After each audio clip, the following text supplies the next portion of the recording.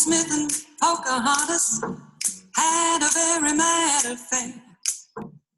When a daddy... It was Peggy Lee, You Give Me Fever. Welcome, ladies and gentlemen, to episode number 4 of our COVID-19 March. This is being recorded on May 5th, 2020, 12:30 Eastern Time, 9:30 Pacific Time. As you all know, COVID is a rapidly changing animal. This is good news for today, up-to-date news for today, but next week, who knows? It changes every day. Remember, if you have a question, there's a Q&A box on your panel there.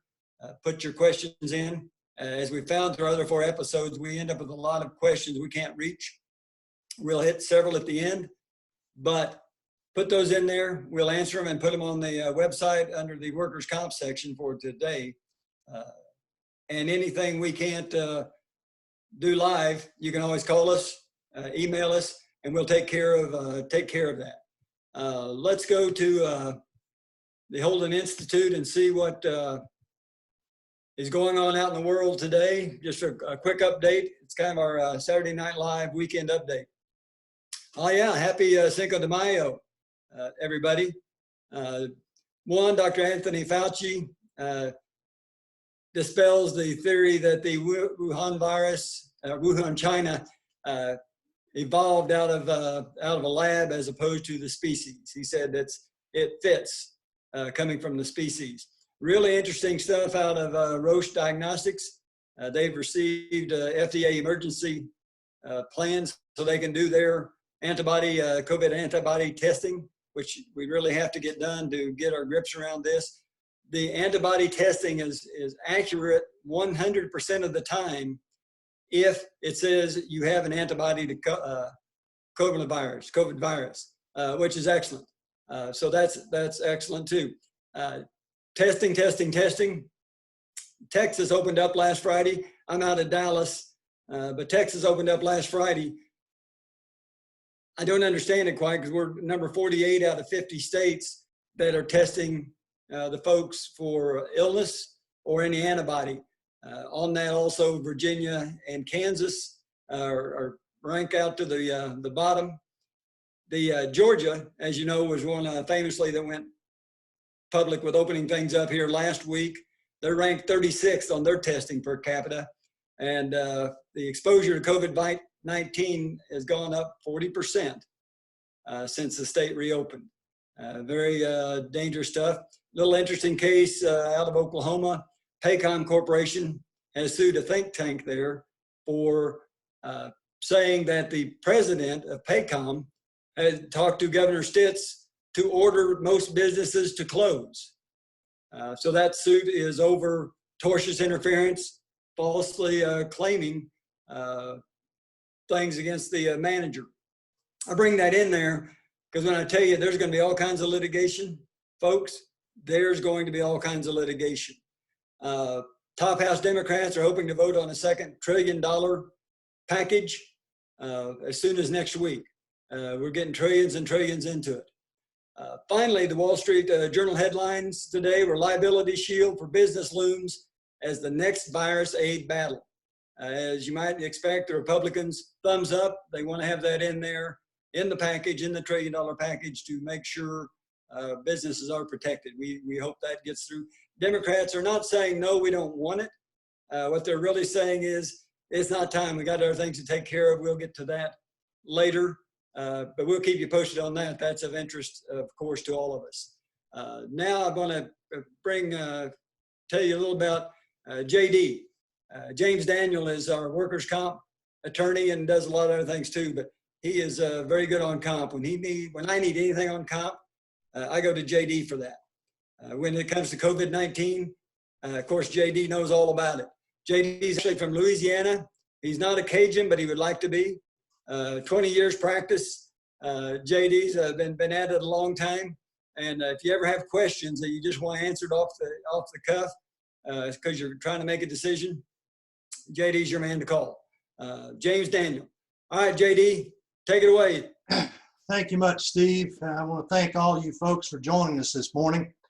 I'm reminded of Scene 4, Act 1 In Macbeth, the second witch, by the pricking of my thumb, something wicked this way comes. I got news for you. It's here. And it's changing the lay of the land in litigation and workers' comp unlike anything we've ever seen. There's going to have to be a lot of adjusting to deal with this. It's likely going to be considered an occupational disease, and my delivery is going to be information that almost every one of you can use because occupational disease statutes in terms of workers' comp are pretty much similar in every state. Steve's asked me to run over a couple of hot topics that I think you need to know, and I'm going to give you the down and dirty as to what the first thing you have to consider is going to be.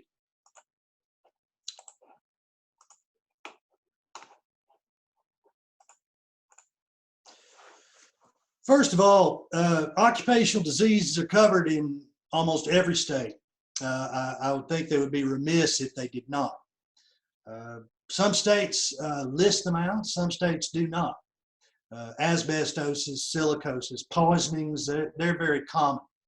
Black lung in cold states, but most of them are fairly general. Oklahoma's is pretty general, Texas is pretty general, Pennsylvania lists all about 39 or 40 diseases, but they ended up with a catch-all phrase, which really makes the effort in putting the other diseases kind of a waste of time and effort. But regardless, they wanted to be certain to list as many as they could think of at the time.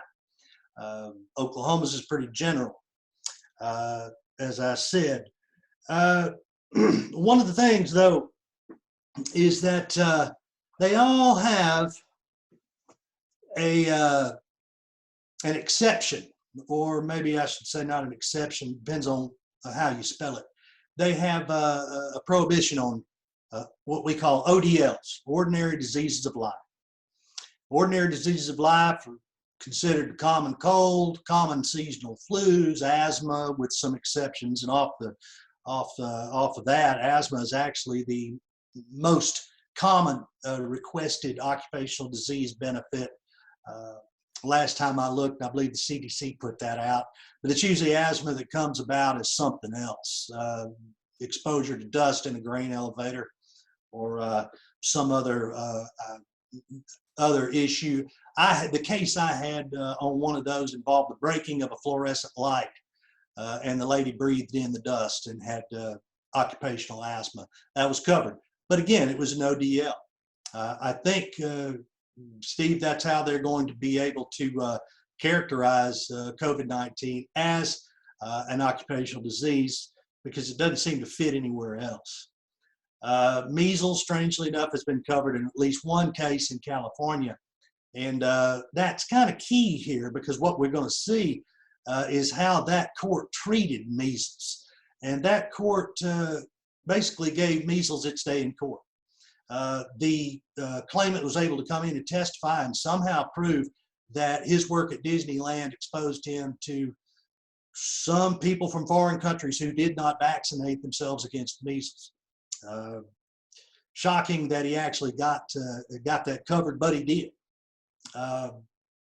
Regardless, ODLs have to be considered. And there's an argument whether or not COVID is an ordinary disease of life, or whether it is not, whether it's not an ordinary disease of life. You know, what's ordinary about it?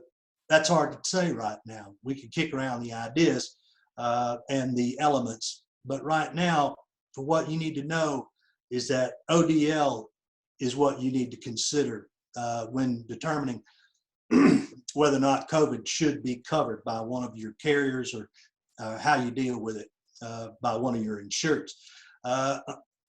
Some states have actually defined ODL. Texas defines it as a disease to which the general public is equally exposed outside of employment. That covers a lot. Oklahoma has not defined it. The numbers are out there. Your claims are going to come in. We already have 2 in the state of Oklahoma. One involves the death of a food service worker, and the other involves the sickness and the subsequent recovery of an EMT up in the northern part of the state. you got to ask yourself whether or not it's an injury. Is it an injury? It can be an occupational disease, still may not leave any lasting permanent results. Is it an injury? Well, some states have described an injury as a malady that causes damage to the physical structure of the body. They're going to, claimant's attorney is going to have to couch it to danger and exposure to the lungs that would cause damage to the lungs. That may call into question whether or not they even get permanent benefits if they get past the other two requirements. The injury has to arise out of and in the course and scope of the employment. It has to arise out of, which means by arising out of work, it has to be tied, the condition has to be tied by between the work this person was doing and the problem that they're having. To determine whether or not that's compensable from an arising out of standpoint, the court's going to have to look at the risk. Is it a business risk or one that's very commonly encountered, like a carpenter hitting his hand with a hammer? Or is it going to be a neutral risk, like a tornado or a lightning strike? The court's going to have to answer that question, in my opinion, for COVID-19. Does the work that the person's doing, whether or not it's an ODL, is that person placed at a greater risk than, let's say, your neighbor across the street? We don't know. We don't even know if that is 100% the way the court's going to evaluate it, but that is our best guess. It makes more logical sense that they do. With regard to in the course and scope, that depends on whether or not the person contracted it at work and was doing the work they should have been doing at the time and place they were doing. If it meets those three criteria, then it likely will be considered an occupational disease unless somebody could get kicked out at the level of ODL. It's got to be reported in the proper time, and it's got to be proven by a preponderance of the evidence, which is it's more likely than not that the injury or the disease was contracted at work.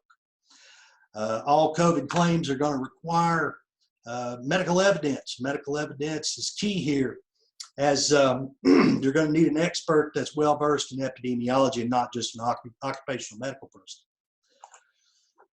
Whether or not you want to characterize it as a workers' compensation claim is up to you. It could be cheaper. You don't have to deal with any larger damages like punitive damages. You don't have to talk about negligence.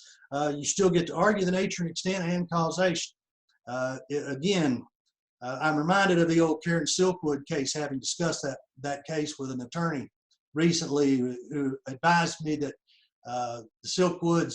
Mr. Silkwood wouldn't have probably filed that lawsuit in federal court if they'd have taken care of her and settled her claim for $35,000 instead of claiming victory and then gone on to get a $10 million verdict against Kerr McGee that ended up settling for 1.3.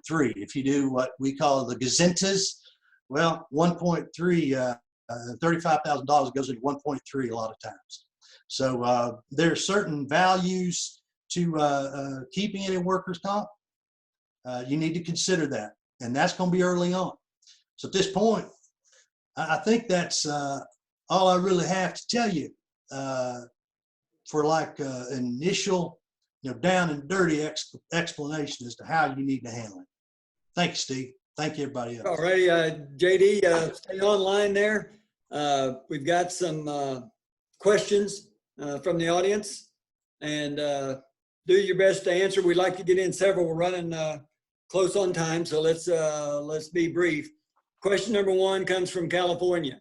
If one of my insured employees contracts COVID-19, am I bound to cover the claim? That's a good question. That's the first question anybody asks. Do they have to? No, you don't. In California, as in other states, ODLs are to be considered. And you can viably and with your head held high, to some extent, deny that case as an ordinary disease of life. Courts in many places haven't even defined what an ODL is. So you would not be out of your element in saying, no, I just don't feel that I should be doing this. There's no shame in that. Question from Florida. How will the state's compensation commission handle the COVID-19 claims? Well, they're gonna have to consider exactly what I just said. I'm glad that question was asked. They're gonna have to consider whether or not it's an injury. They're gonna have to consider whether it's an occupational disease, and to determine that, they got to determine whether or not the condition arose out of and was contracted within the course and scope of their employment. It's going to be fact specific. Going to be lots of testimony. There's going to be lots of time, lots of deposition. There's going to be lots of medical evidence that needs to be heard. They're going to handle it pretty much like any other case, unless the legislature starts passing some laws on rebuttable presumption. I don't anticipate it being handled any different than, say, an asbestosis. JD, the problem I see is, COVID is not like a wrench that fell off a table and hit somebody and it's all identifiable. But someone says, I got it at work. I guess they'll be doing the epidemiology to determine who else has had it there. Could it have come from there? But it seems like it is going to be a very laborious process to prove or disprove. And in comp, we know you got to disprove more than they've got to prove. Right? That's exactly right. Yeah. They always told me I was going to have to prove a negative. Yep. Next one, and then make it quick there, JD, so these folks can get on to their day. What are some facts the commission would consider when determining whether COVID-19 is attributable to work a claimant performs? It's going to have to be some testimony as to the type of exposure largely that was experienced by the claimant. For instance, a Forestry Service fire guard is going to have far larger and harder time to get that thing covered if he catches it than, say, a nurse working in a COVID wing in a hospital.